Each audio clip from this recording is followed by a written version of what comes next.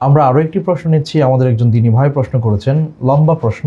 সার কথা হচ্ছে যে ওনার উপরে হজ ফরজ হয়েছে, কিন্তু স্ত্রীকে নিয়ে হজ আদায় করার মতো সক্ষমতা ওনার এখনো হয়নি। তো উনি চাচ্ছেন অপেক্ষা করতে, ওনার স্ত্রীর সেই সামর্থ্য হলে পরে দুজন একসাথে গিয়ে হজ করবেন। এটা তিনি করতে পারবেন কি না? যে সম্মানিত ভাই, এ ব্যাপারে আপনার কাছে আমাদের নিবেদন হচ্ছে বা পরামর্শ হচ্ছে যে যেহেতু আপনার উপরে হজ ফরজ, আমাদের নিবেদন হচ্ছে আপনি আপনার দায়িত্বটুকু পালন করে ফেলেন। কারণ অনেক ইমামরা আলাল ফাউর বা যখনই আপনার উপর হজ ফরজ হয় তখনই সেটা আদায় করাকে আবশ্যক মনে করেন। কারণ আমরা আমাদের হায়াতের কথা জানি না, কতদিন দুনিয়াতে বেঁচে থাকবো।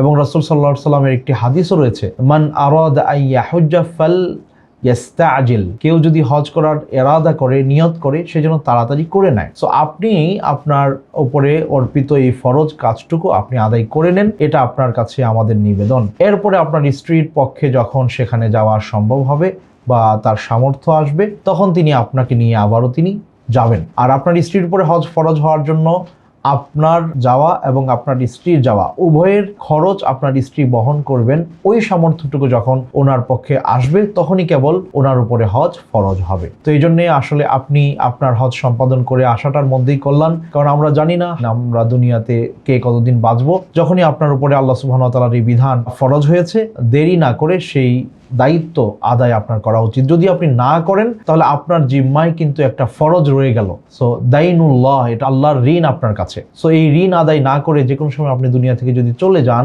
তাহলে আপনি ঋণ নিয়ে চলে গেলেন। এটা ভালো চিন্তা যে আমি আমার স্ত্রী সহ আল্লাহর ঘরে একসাথে হজে যেতে চাই, এই চিন্তাটা সুন্দর, ভালো। কিন্তু এই চিন্তাটা তো আর ফরজের অন্তর্ভুক্ত না।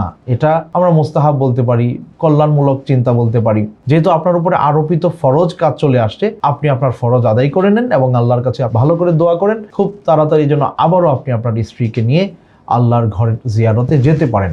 আল্লাহ সুবহানাহু ওয়া তাআলা আপনাকে তৌফিক দিন। আল্লাহুম্মা আমিন ওয়া জাযাকাল্লাহু খায়রা। গড়তে আগামী স্বপ্নের নেশন।